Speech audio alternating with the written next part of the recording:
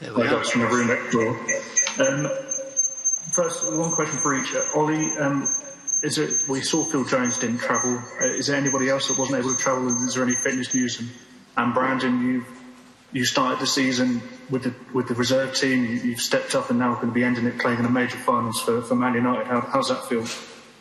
Yeah, I think it's been a crazy season for me, myself and my family, to be honest. And we've been obviously I started with the reserves, and now I'm playing with the first team, and I just want to carry it on and play as many games as possible. And for me, we've travelled with a big squad. Of course, Phil, Axel, and Luke are the three that we've left behind. David McDonald from the Daily Mirror. Hi.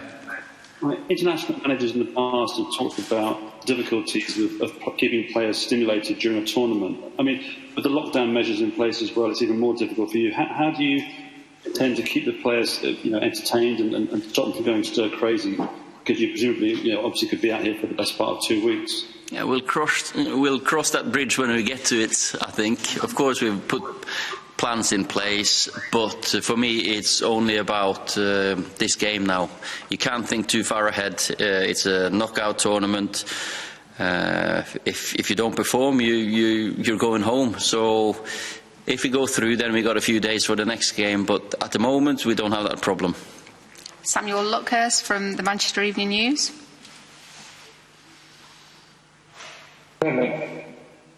Great.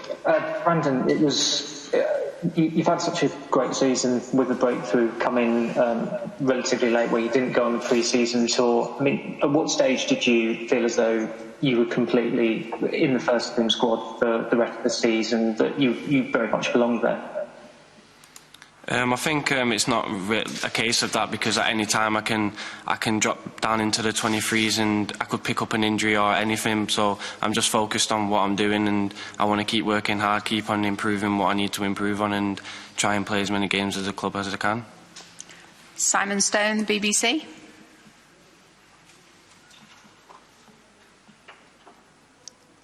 Brandon, do you really think you could get dropped down to the under-23s? I mean, you've had an incredible journey so far. Yeah, I think it's just down to myself to keep on improving and keep myself fit and ready to play every game like I am, and I'm always ready for the next game. And now we've got games coming up, but we've got a game tomorrow, and it's a one-off game, so we need to win. Andy Mitten.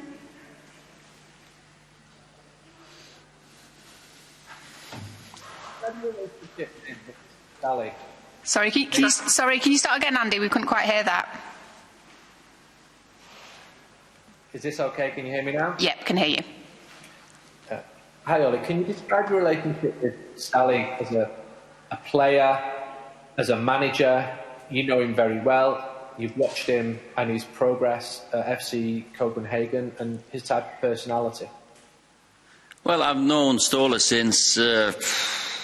I played against him the first time in '95, so I've known him for years. He's had a very good career as a player. He was always the one we looked to when we played against them to stop him playing, creative midfielder. Then he's had a fantastic coaching career. He started off with his home team, hometown, HamKam. Then he's been at Copenhagen two spells. Been in Germany, here in Cologne. Been in the championship with Wolves, so in a similar way, he's had his ups and downs, but he's really come through again. He's leaving a legacy at Copenhagen. Now they're in the quarters for the first time, so it's step by step for him. I went to Copenhagen to do my study visit for the pro license, which was very kind of him to let me in, and they lost to Chelsea, so hopefully this time they'll lose to us. Paul Hurst, The Times.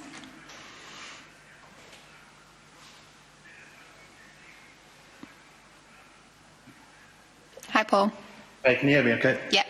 Yeah. Hi, Ollie. You've obviously been playing behind closed doors for quite a while now, but is it still a bit kind of strange playing in such an important kind of run of fixtures now, like a big European final. There's not many fans here. I think it is strange, and it is not football as it should be.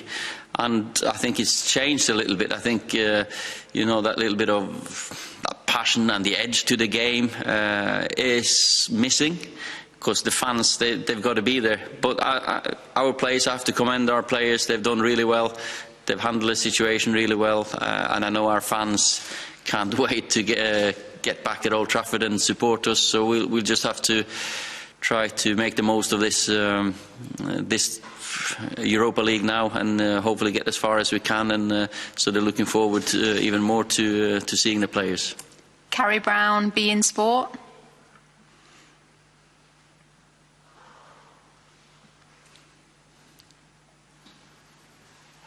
Hi, Carrie. Can you hear me? Yeah, we can hear you.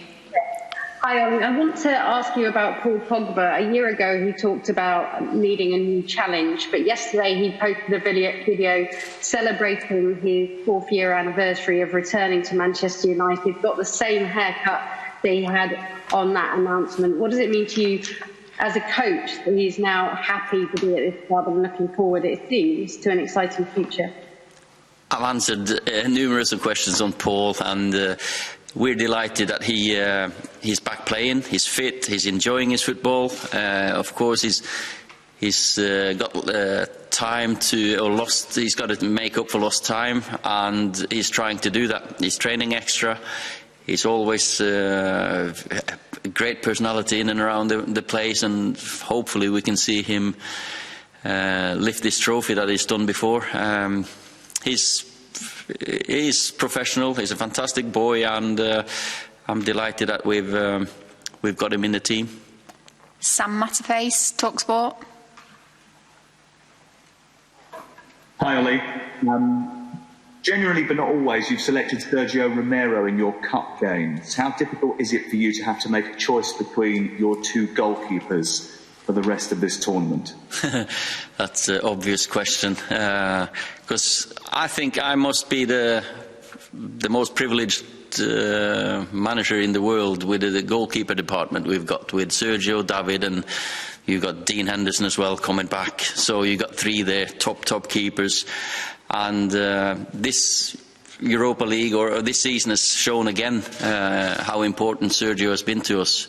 And for me also, David's been always performing there. So we'll see what we do rest of the season and going forward. Difficult, yeah, of course it is. But that's a nice problem to have. Laurie Whitwell, The Athletic.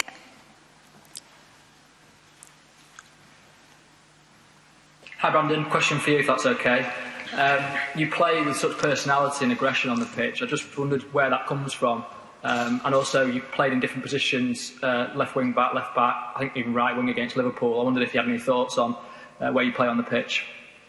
Yeah, I think it's from when I've been a kid here, and from the age of 8, it's drilled into you from a young age what this club means, and it's part of the DNA to have that inside you. But you've got to have it controlled and not over the top. So I think that's just from what the United coaches over the years gave me, and I think positioning.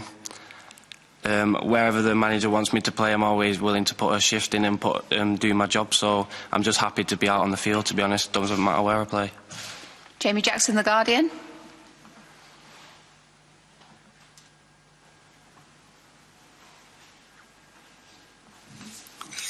Hi, Ollie. With regard to Anthony Martial, you've spoken about him in the past, you wanting to get more sort of poachers goals. He seems to be doing that. Are you also sort of pleased with how he's becoming kind of almost a powerhouse centre forward now? He's got a bit more strength, there's more barracking runs. Is that something which you worked on that you like to see? Oh, definitely. Anto has made huge strides this season in many aspects of his game. Of course, I like him being scoring, being in between the posts, scoring. Call it the simple goals, because we know we can do the world this, like he's done a few times. And he's in the gym a lot, and he's working on his fitness and strength with the fitness staff. They've done a fantastic job with him. He's physically at his best level, I think, in his career, and I'm just looking forward to seeing him improve even more, and there's more to come from Anthony, definitely. Martin Schmidt from Bold. Hello, can you hear me? Yes. Another question for Ole. I think that this is the historic quarterfinal for FC Copenhagen. They've beaten the Scottish and the Turkish champions. Are you surprised to see them this far in the tournament? And if you could identify some main strength of Copenhagen? No, I'm not surprised at all. I know how Ståle has built the club and what they're about. Of course, we have played against them when we were at Molde. I've known Ståle for such a long time. And Copenhagen's had a great history in getting to Europe and doing well in Europe. And I think Ståle's team, they've got individuals there.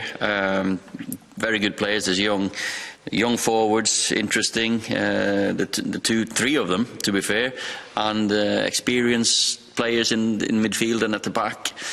But I think the biggest strength is the teamwork and how well organised Ståle's teams always are. Rob Dawson, ESPN.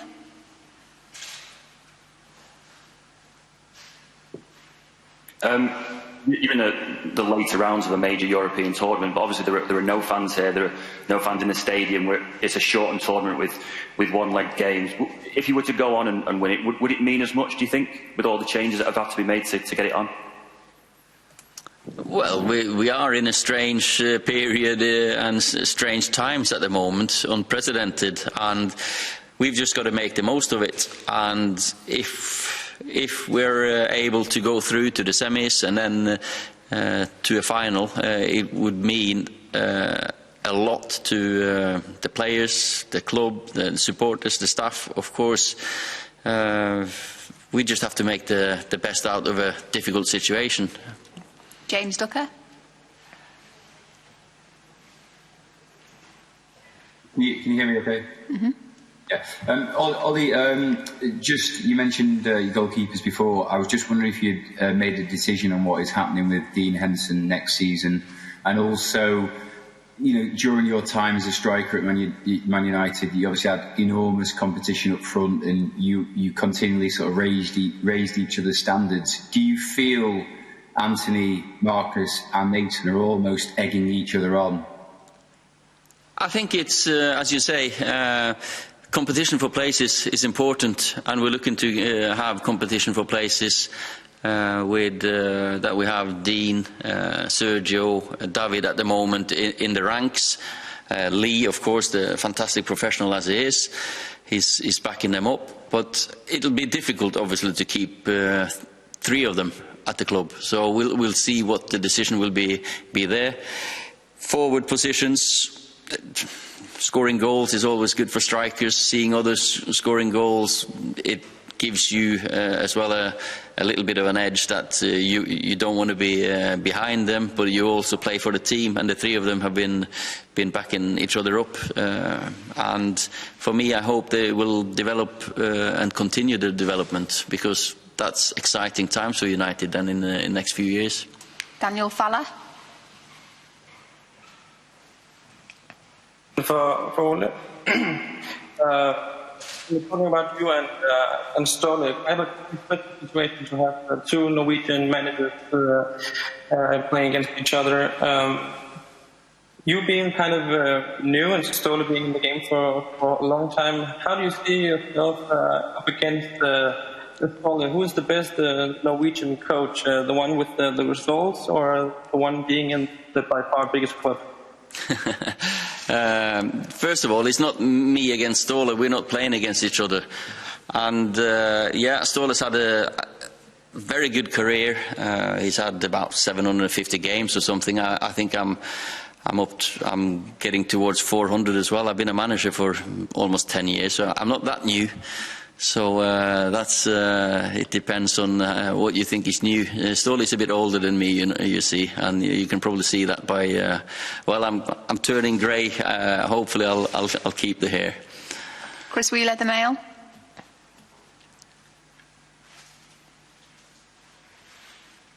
Can you hear me, Ollie? Yeah. Hi there. I'll ask you about, obviously you've got a Champions League place by finishing third this season. Has that taken the pressure off you going into the final stages of this competition? Now there's not as much at stake, basically. Well, I don't think so, because, we went into this season knowing that Europa League is a great chance for us, one, to get a trophy, to get far in a tournament, but also to groom a few of the youngsters, and it was perfect for us. I think if we'd been in the Champions League this season, of course we all want to be in the Champions League, but I probably or maybe wouldn't have had the chance to play the likes of Brandon as much as we have, Mason, so many of the young kids and the players that have now started what's going to be fantastic careers. So Europa League has always been about that as well. It's about keeping the squad together, having a group that is working together in giving people chances, which when they take them, Brandon sits next to me and is going to play in a quarter-final in the Europa League. Is a great achievement for him this season, and it's been perfect for us. Okay, last question, Mads Glenn, well last.